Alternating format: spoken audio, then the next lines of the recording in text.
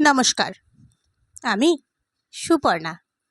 আজ আমি আপনাদের শোনাব সুনীল গঙ্গোপাধ্যায়ের লেখা হরিণ শিশু। যদি আমার এই গল্প পাঠ আপনাদের ভালো লাগে তাহলে লাইক করে দেবেন, শেয়ার করে দেবেন এবং অবশ্যই সাবস্ক্রাইব করে দেবেন। চলুন শুরু করা যাক। হরিণ শিশু। বারান্দার সিঁড়িতে ৩-৪টে ছেলে মেয়ে এসে চুপ করে বসে থাকে। ওরা কিছু চায় না, নিজেদের মধ্যে কোনো কথা বলে না, শুধু নিঃশব্দে আমাদের মুখের দিকে চেয়ে থাকে। কুচকুচে কালো রং, 10 থেকে 12-র মধ্যে বয়স, ধুলো রঙের নেংটি মালকোছাক করে পরা। ওদের মধ্যে একটা মেয়েও আছে। মেয়েটিকে দেখলে অড্রি হেপবার্নের কথা অস্পষ্টভাবে মনে পড়ে। ওরাও না মুন্ডা কোন জাতের মেয়ে যেন। 10-11 বছর মাত্র বয়স। তার সঙ্গে অড্রি হেপবার্নের কোনোই মিল নেই। তবুও মুখের কোথাও কিছু একটা আছে, যে জন্যই মনে পড়ে। সেই জন্যই হয়তো একটু মায়া হয়। তাছাড়া ভিতরে ভিতরে একটা কিছু কাঁটার খোঁচা রয়ে গেছে বোধহয়। তাই ওদের উঠে যেতেও বলতে পারি না, কিন্তু আমাদের অস্বস্তি হয়। নেতারহাটের ডাকবাংলোয় বারান্দায় বসে সামনে বিশাল উপত্যকা ও মহিমার মতন গাঢ় নরম সূর্যলোক সুবিমল এবং তার স্ত্রী শ্যালিকা, অরুণা এবং বরুণার সঙ্গে চা খেতে খেতে সামনের ওই সিঁড়িতে বসা মলিন বাচ্চাগুলোকে দেখে আমাদের অস্বস্তি হয়। পরশু বিকেলে আমরা এখানে আসার পর থেকেই ওরা আমাদের সঙ্গে আছে সব সময়। সামনের সুরকি বিছানো লনে একটা কুকুর, বেশ দেখতে। শীতের জায়গায় পাহাড়ে কুকুরদের বেশ ভরাট স্বাস্থ্য ও লোমভর্তি গা হয়। কুকুরটা গ্রামোফোন রেকর্ডের কুকুরের মতো ভঙ্গিতে উঁচু হয়ে বসে প্রতীক্ষায় থাকে। আমি পাউরুটির মাথার দিকটা পছন্দ করি না বলে টোস্টের শেষটুকু শূন্যে ছুঁড়ে দিই। কুকুরটা শূন্য থেকেই লাফিয়ে সেটাকে মুখে পুড়ে নেয়। আর ওই সেই বাচ্চা ছেলে মেয়েগুলো আমার হাতের দিকে চেয়ে থেকে দৃষ্টি দিয়ে টোস্টের টুকরোটাকে শূন্যে অনুসরণ করে, একেবারে কুকুরটার মুখ পর্যন্ত। শিরশির করে বয়ে যাচ্ছে ঠান্ডা হাওয়া। কলকাতার লোকেরা এখন কি রকম গরমে ভুগছে ভেবে ঠান্ডাটা আরো ভালো লাগে। সামনে পাতা বাষ্পের মতো উড়ে যাচ্ছে মেঘ। মেঘ কিনা অবশ্য সন্দেহ হয়, কেননা শুনেছিলাম প্রায় 2 বছর এখানে বৃষ্টিই হয়নি। অথচ এরকম মেঘের ওড়াউড়ি এখানকার পাহাড়ের চূড়া তো রোজই দেখা যায়। ডিমের পোচটায় চামচ বসাতে গিয়ে অরুণা অসাবধানে নিজের শাড়িতে খানিকটা তরল হলদে লাগিয়ে ফেলল। তাড়াতাড়ি জলে রুমাল ভিজিয়ে সেখানটা মুছতে মুছতে অরুণা স্পষ্টই বিরক্ত হয়ে ওঠে এবং ঝাঁঝালা গলায় বলে, তার চেয়ে চলো ঘরে বসে খাই। সবসময় মুখের দিকে ওরকম 3-4 জন হাঁ করে তাকিয়ে থাকলে কেউ খেতে পারে? বরুণা বলল, তাই বলে এমন সুন্দর সকালটা ঘরে বসে নষ্ট করব নাকি? সব জায়গাতেই তো এরা টুরিস্ট স্পটগুলোতে অত্যন্ত ভিখারি আসা বন্ধ করতে পারে না কেউ। সুবিমলের চা খাওয়া হয়ে গিয়েছিল। সিগারেট ধরিয়ে সে অন্যমনস্ক গলায় বলল, এরা ভিখারি নয় বোধহয়, লোকাল লোক। এবার যা অবস্থা হয়েছে এদিকে। অরুণার শাড়িতে ডিমের কুসুমের চটচটে আঠা হয়ে গেছে, কিছুতেই উঠছে না। তার বিরক্ত তখনও লেগে আছে। বলল, গভর্নমেন্ট চা হয়েছে, লেফি বলো আর রাইটই বলো। এই নে, এদিকে আয়। অরুণা নিজের প্লেট থেকে দুটো আর আমারও বরুণার প্লেট থেকে একটা একটা করে টোস্ট তুলে দিয়ে ওদের দিকে হাত এগিয়ে দিয়ে বলল, এই নে, নিয়ে তোরা এবার যা বাপু। ছেলে মেয়েগুলো পরস্পরের দিকে চোখ চাওয়াচাবি করে। একজন দুর্বল ও লাজুকভাবে এগিয়ে এসে টোস্ট 4টে নিয়ে ফিরে গিয়ে নিজেদের মধ্যে বিলি করে নেয়। ওরা সবাই অত্যন্ত ভদ্র ভঙ্গিতে মুখ নিচু করে বিনা শব্দ করে খেতে থাকে। সুবিমল উদারভাবে হেসে বলে, এদের কজনকে আর তুমি কতদিন খাওয়াতে পারবে বলো? কুকুরটাও এবার ছোট ঘেউ ঘেউ শব্দ তুলে কাছে এগিয়ে আসে। অরুণা এবার হেসে ফেলে, আবার তুইও আছিস, নে। বরুণার বাকি টোস্টটাও অরুণা তুলে দিয়ে ছুঁড়ে দিল দূরে।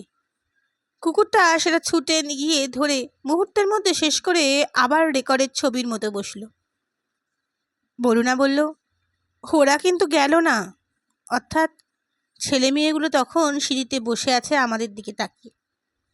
আমি অরুণাকে রাগাবার জন্য বললুম, এই একটা মুশকিল, আমাদের খাবার সময় যদি একটা কুকুর মুখের দিকে তাকিয়ে থাকে তাহলে খারাপ লাগে না, কিন্তু যদি আর কয়েকটা মানুষ তাকিয়ে থাকে তাহলেই বিশ্রী লাগে। বরুণা আশানুরূপ রেগে উঠল এবং দর্পিত ভঙ্গিতে আমার দিকে তাকিয়ে বলল, এইবার বুঝি আপনার লেকচার শুরু করবেন? আমরা এখানে সব দোষ করেছি না? এরা খেতে পাচ্ছে না বলে আমাদেরও বুঝি না খেয়ে থাকতে হবে? তোমার অন্তত তাই থাকা উচিত, দিন দিন যা স্বাস্থ্যখানা করছো। আর আপনার নিজের কি জন্মে বুঝি আয়না দেখেন না? আমার আবার আয়না দেখার দরকার কি? তোমার চোখের মণিতেই তো আমি নিজেকে দেখতে পাই। ভালো হচ্ছে না বলছি। সবসময় যদি এরকম করেন আমি তাহলে আজই চলে যাব একা একা। সুবিমল ও অরুণা হাসতে থাকে। আমি বরুণার দিকে তাকিয়ে বললুম, সে কি, চলে যাবে কি? তোমাতে আমাতে যে আজ আলাদা ওয়াচ টাওয়ারে যাবো দুপুরবেলা কথা ছিল, কাল যে বললে মনে নেই? কখন বললুম? কি মিথ্যুক, বয়ে গেছে আপনার সঙ্গে আলাদা যেতে? তাহলে যাওয়াই হবে না।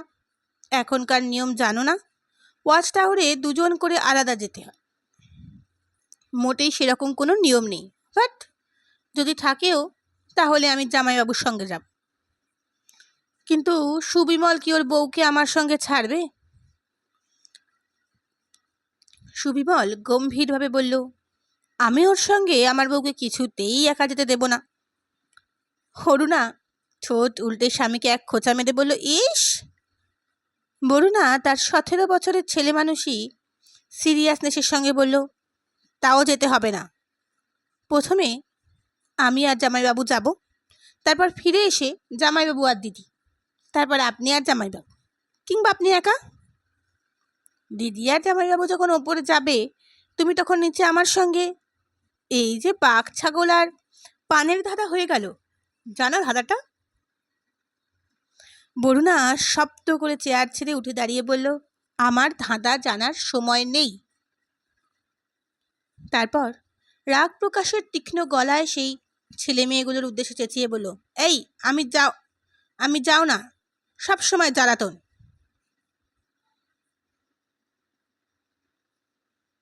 আফি মুচকি এসে বলল, দেখো আমি জানি ওদের কি রকম ভাবে বিদায় করতে হয়, দেখবে। পকেট থেকে একটা নোট বার করে বলল, এই বাচ্চা, ইধার কাহা পার সিগারেট মিলতা হ্যায়। ওরা পরস্পরের দিকে আবার তাকালো। একজন দিল, হাঁ সাব, কোঅপারেটিভ মে। আমি একটা খালি সিগারেটের প্যাকেট দেখিয়ে বললাম, ऐसा सिगरेट 4 पैकेट ले आओ, 4 आदमी चला जाओ, लाने से सबको 10 नया करके बख्शिश मिलेगा। ना ए लड़की, ऑड्री हेपबार्न को 15 नया। অরুণা অবাক হয়ে বলল, অড্রি হেপবার্ন? আমি হাসতে হাসতে বললুম, বাচ্চা মেয়েটাকে ঠিক অড্রি হেপবার্নের মতন দেখতে না? চোখগুলো দেখো। বরুণা চূর্ণ হাসিতে ভেঙে পড়ে বলল, ইস, অড্রি হেপবার্নকে আপনি ভিক্ষে দেবেন? কি অহংকার! আমি বললুম, ভিক্ষে তো নয়, পারিশ্রমিক। দেখব কতবার আপনি ওদের দিয়ে সিগারেট আনান। দুপুরে খাবারটা আমরা ভিতরের ডাইনিং রুমে বসেই খেলুম। ডাকবাংলোর মুসলমান খাসনামা রান্নার হাতটা বড় ভালো। চমৎকার বিরিয়ানি আর মুরগির রোস্ট বানিয়েছে। আজ সারাদিনে এই রোদের তাপ হলো না। মিহিন বাতাসে আজ নরম ছায়ার দিন। এসব দিনে বেঁচে থাকা বড় রমণীয় মনে হয়। বরুণা ঘরের মধ্যে থাকা একেবারে পছন্দ করে না। তার 17 বছরের চঞ্চল বয়স তাকে সব সময় বাইরে টানে। দূরের পাহাড়ের আলো ছায়ায় গাঢ়ত্ব সারা দিন অনবরত পাল্টায়। বহুদূর বিস্তীর্ণ উপত্যকা দেখেও পুরনো হয় না, চোখ ক্লান্ত হয় না। সুতরাং এইসব দিনে দুর্লভ ছুটির বেড়াতে আসায় বরুণার ঘরের মধ্যে না থাকার ইচ্ছেটাই স্বাভাবিক। সুবিমলের অবশ্য 3 বছর হলো বিয়ে হয়েছে, কিন্তু সে এখনও নানা অজুহাতে অরুণাকে নিয়ে মাঝে মাঝেই ঘরে থাকতে চায়। সুতরাং চা খাবার পর আমি একাই বরুণাকে নিয়ে বেড়াতে গিয়েছিলাম। জংলা পথ দিয়ে রেঘু ওয়াচ টাওয়ারে কিছুক্ষণ কাটিয়ে এলাম দুজনে। ওয়াচ টাওয়ারে উঠলে যতদূর চোখ যায় শুধু জঙ্গল আর পাহাড় চোখে পড়ে। বিশাল ব্যাপ্তির মধ্যে যে সৌন্দর্য তা এখানেই। আরও দু একটা জিনিস চোখে পড়ে। অসংখ্য গাছ রোদ্দুরে একেবারে ঝলসানো। এই বছর তাদের নতুন পাতা জন্মায়নি। বনের মধ্যে একটা শুকনো রেখা। এককালে ওখানে ঝর্ণা বা নদী ছিল বোধহয়। বৃষ্টিহীন রুক্ষতায় চিহ্ন চারিদিকে ছড়ানো।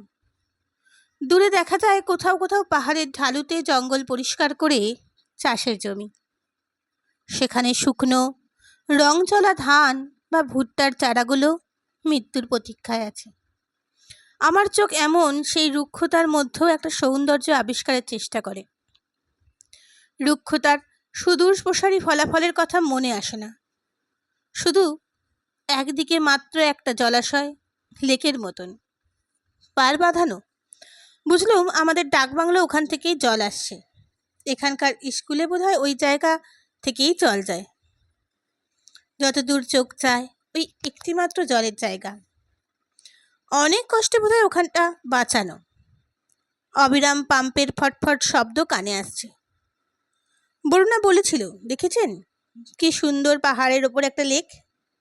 বিকেলে আমরা সবাই ওখানে বসবো। হ্যাঁ, আচ্ছা, এই জঙ্গলে জন্তু জানোয়ার নেই?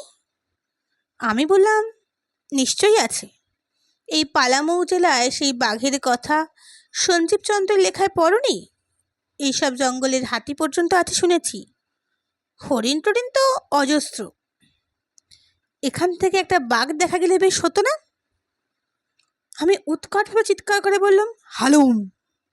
তারপরে বললুম, এই তো বাঘ, তোমার এত কাছে, এইবার? বরুণা কৃত্রিম কোপে আমাকে ধাক্কা দিয়ে বলল, যা, এমন জোর চেঁচিয়েছেন। তারপরেই ওয়াচ টাওয়ারের নিচের দিকে তাকিয়ে বরুণা তেলে বেগুনে জ্বলে উঠেছিল। এখানেও এসেছে, পাগল করে ছাড়বে, সত্যি ভালো লাগে না। সেই 3-4টে বাচ্চা ওয়াচ টাওয়ারের নিচে এসে দাঁড়িয়েছে, উপরে মুখ করে আমাদের দেখছে। সেই রকম শব্দহীন কথাহীন তাদের চেয়ে থাকা। বরুণা বলছিল, এখানেও কি আমরা খাবার খেতে এসেছি নাকি? সব সময় আমাদের সঙ্গে কেন? আমি আলতোভাবে বরুণার কাঁধে হাত দিয়ে সান্ত্বনা দেওয়ার সুরে বললাম, অত বেশি গুরুত্ব দিচ্ছ কেন? ওদের দিকে না তাকালেই তো হয়। কত ভালো জিনিস রয়েছে, এসো আমরা সেইগুলো দেখি। তা মোটেই পারা যায় না। সব সময় ওরকম বুভুক্ষের মতন চেয়ে আছে। কি দেখে বলুন তো? সবসময় আমরা খাচ্ছি নাকি? সকালেই তো পয়সা দিলেন। পয়সা চাইছে না, হয়তো আমাদেরই দেখছে। আমাদের দেখতে ওদের ভালো লাগে। আমরা যেমন এই পাহাড়, খোলা আকাশ, জঙ্গল দেখতে এখানে এসেছি, তেমনি ওরাও আমাদের চোখ ভরে দেখছে। আমাদের ভালো ভালো পোশাক, আমরা ভালো ভালো খাবার খাই, আমাদের দেখলে তো ওদের ভালো লাগবারই কথা। ওদের তো জঙ্গল কিংবা পাহাড়ের সৌন্দর্য দেখার কথা নয়। যাই বলুন, এসব ভালো না তা বলে কেউ বেড়াতে আসবে না? বেড়াতে এসেও যদি সবসময় এরকম বেড়াতে এসে আমাদের পক্ষে দু একটা ব্যাপার চোখ বুজে থাকাই ভালো।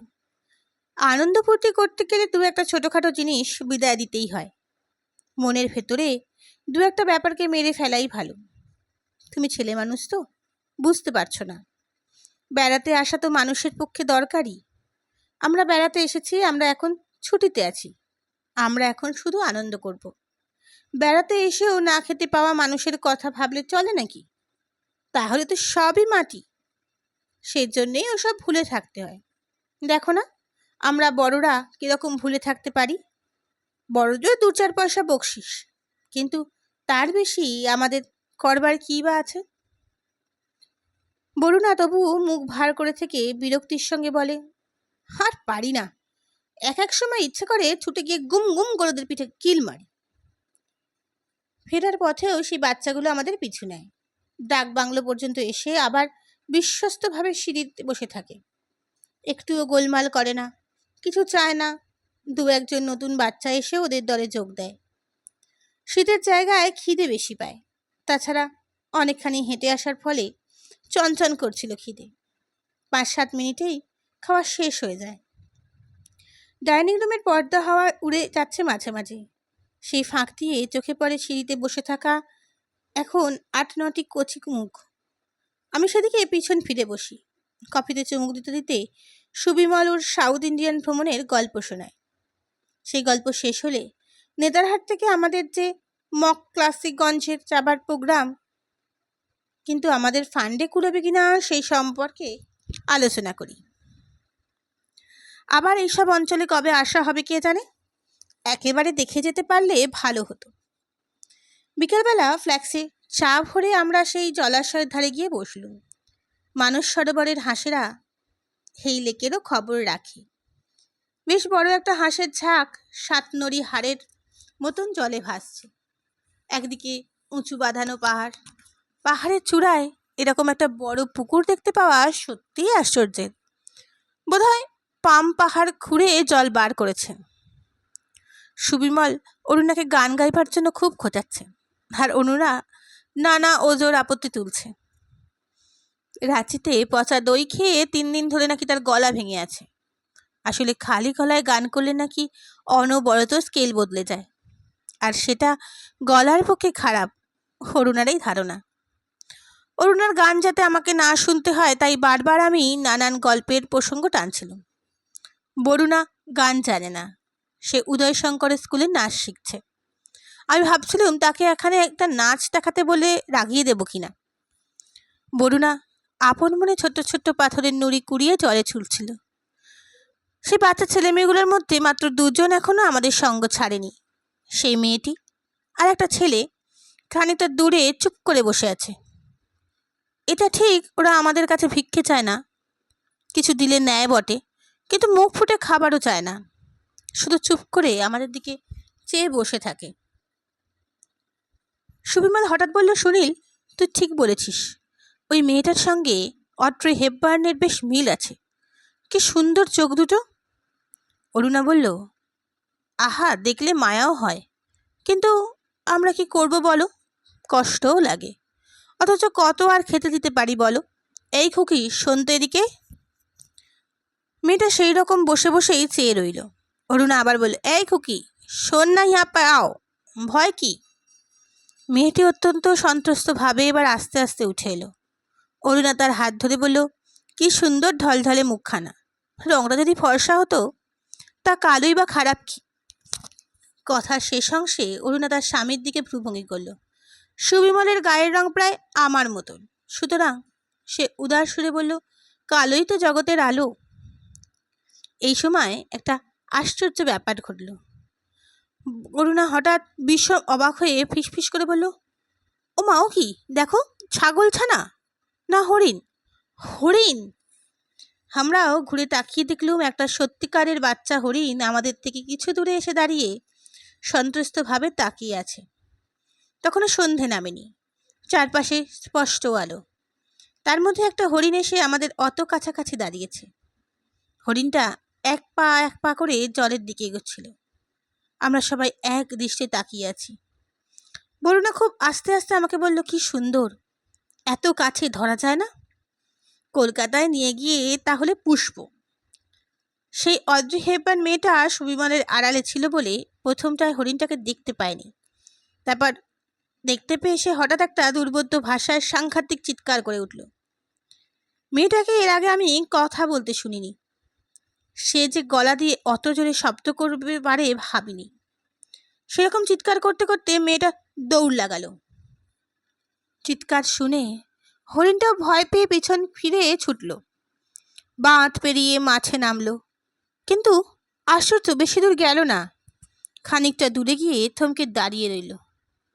তারপর আবার এক পা করে আমাদের দিকে এগিয়ে আসতে লাগলো। হরিণটার কাণ্ড দেখে আমি তো মানুষের এত কাছে আসবার ওর এত ইচ্ছা কেন কে জানে। সুবিমল দুঃখিত গলায় বলল, পুয়ার থিং, হরিণটা আজই মারা যাবে। বরুণা চেঁচিয়ে উঠল, মরে যাবে কেন? বুঝতে পারছো না? ও তো মরিয়া হয়ে এসেছে জল খেতে। জঙ্গলে কোথাও তো এখন জল নেই, বোধহয় 3-4 দিন এক ফোঁটা জল পায়নি। ছোটা দেখলে না কিরকম নড়বড়ে, ওই যে হরিণের ছোটা। বরুণা ভয়ার্ত গলায় বলল, জল খাবে? চলুন আমরা এখান থেকে চলে যাই, তাহলে ও জল খেতে পারবে। চলুন। আমরা সরে গেলেই ও জল খেতে পারবে ভেবেছ? ওর আয়ু শেষ হয়ে এসেছে। আহা, ভালো জাতের হরিণ, স্পটেড ডিয়ার। সুবিমলের ভবিষ্যৎবাণী ফলতে দেরি হলো না। সেই মেয়েটার সঙ্গে সঙ্গে 8-9টা বাচ্চা ছুটে এলো, সবারই হাতে ছোটোখাটো লাঠি, দুজনের সঙ্গে তীরধনুক। হরিণটা ততক্ষণে আবার বাঁধের ওপর উঠে এসেছিল। এবার আবার ভয় পেয়ে ছুটল। বাঁধের ওপাশে অনেকখানি মাঠ, ছোট ছোট গাছে ভরা, বহুদূর পর্যন্ত দেখতে পাওয়া যায়। বাচ্চাগুলো হই হই করে হরিণটাকে তাড়া করলো। বরুণা বলল, ওরা হরিণটাকে মারবে সুনীলদা, বারণ করুন। উফ, না না, বারণ করুন। কি সুন্দর তুলতুলে হরিণটা। সুনীলদা, আপনি ওটাকে ধরে আনুন না। যেন বরুণা আমাকে সোনার হরিণ ধরে আনতে বলছে। সেই হিসাবে আমি শুধু বললুম, পাগল, হরিণ কখনো ধরা যায়? তাহলে ওদের মারতে বারণ করুন। আমি বললুম, আমি বারণ করলেই বা ওরা শুনবে কেন? সিনেমা দেখার মতো আমরা সমস্ত দৃশ্যটা দেখলাম। হরিণটা এত দুর্বল যে মোটেই জোরে ছুটতে পারছিল না। বাচ্চাগুলো তীর, পাথর, লাঠি অনবরত ছুটছে। তারপর একটা মোক্ষম তীর লাগলো ঘাড়ে। চিত হয়ে পড়ে ছটফট করতে লাগলো। তীর সমেত আবার খানিকটা ছোটার চেষ্টা করছিল। ততক্ষণে বাচ্চাগুলো ওর কাছে পৌঁছে গেছে। দুজনে দমাদম করে লাঠি দিয়ে পেটাতে লাগলো। সঙ্গে সঙ্গেই ছটফটানি শেষ। সমস্ত ব্যাপারটা ঘটতে 5 মিনিটও লাগলো না। অরুণা বলল, ইস, এই মাত্র বেঁচেছিল। কিরকম করুণভাবে জলের দিকে তাকিয়েছিল। চলো এবার বাংলোয় ফিরে যাই। সুমার বলল, দাঁড়াও না, দেখি। না, চলো, রুনিটা একেবারে ছেলে মানুষ, এসব সহ্য করতে পারে না একটুও। আরে, কান্নার কি আছে? বুড়োরা মুখ ফিরিয়ে বলল, আমি কাঁদছি না। কাঁদছিস না তো চোখ মুছে নে। সত্যি এসব দেখাও পাপ। চলো আমরা এখান থেকে যাই। বরুণা আঁচল দিয়ে চোখ মুছে কঠিন গলায় বলল, না, আমি এখন যাব না। সুবিমল শালিকার কাঁধে হাত রেখে নরম গলায় বলল, আমার রুনি সোনার বড় মনে লেগেছে না? অত মন খারাপ করো না। দেখো বাচ্চাগুলো কীরকম আনন্দ করছে। আজ অনেক দিন বাদে ওরা বোধহয় পেট পুড়ে মাংস খাবে। ওরকম আনন্দের জন্য তো 2-1টা জিনিস মাঝে মাঝে মরতেই হয়। চোখের সামনে বলে খারাপ লাগছে, কিন্তু তোমাকেও যদি হরিণের মাংস দেওয়া হতো। বাচ্চাগুলোর উল্লাস তখন দেখার মতো। হরিণটাকে টানতে টানতে বাঁধের কাছে নিয়ে এসে ওরা প্রায় নাচানাচি শুরু করে দিয়েছে। হরিণটার ঘাড় ভেঙে গেছে, মুখে টাটকা গাঢ় রক্ত। তখনও বোধহয় একটু একটু প্রাণ ছিল। সেই মেয়েটা তীরের ফলা দিয়ে খুঁচিয়ে খুঁচিয়ে পেটটা ফুটো করে নাড়ি ভুড়ি বার করে ফেলল। কি জলজলে হাসি মেয়েটার মুখে তখন। নিজেদের মধ্যে হাত পা নেড়ে কি যেন আলোচনা করলো ওরা। আন্দাজে বুঝতে পারলুম হরিণটা ওরা বোধহয় গ্রামের মধ্যে নিয়ে যেতে চায় না, তাহলেই তো আবার অন্যদের ভাগ দিতে হবে। ওরা সেখানেই মাঠ থেকে ডালপালা জড়ো করে আগুন জ্বালালো। আমরা বাঁধের ওপর বসে ওদের দেখতে লাগলো। আস্তে আস্তে অন্ধকার হয়ে এলো, উজ্জ্বল হয়ে এলো আগুনের রং। হরিণটাকে ওরা ঘুরিয়ে ঘুরিয়ে ঝলসাতে লাগলো। বরুণা হাঁটুর ওপর থুতনি রেখে এক দৃষ্টে সেই হরিণটার মসৃণ চামড়ায় আগুন লাগা দেখছে। ওদের আর দেরি সইছে না। মহানন্দে চেঁচামেচি করতে করতে একটু বাদেই এক এক টুকরো কেটে নিয়ে চিবিয়ে চিবিয়ে দেখছে সেদ্ধ হয়ে গেছে কিনা। আমি শুভমকে বললাম, এবার সত্যিই আমাদের চলে যাওয়া উচিত। ওদের খাবার সময় আমরা যদি এরকম এক দৃষ্টে তাকিয়ে দেখি, তাহলে ওদেরও বোধহয় অস্বস্তি লাগবে। সুবিমল বলল, যা বলেছিস, চল উঠে পড়ি। আমারও লোভ লেগে যাচ্ছিল, জিভে জল এসে গেছে প্রায়।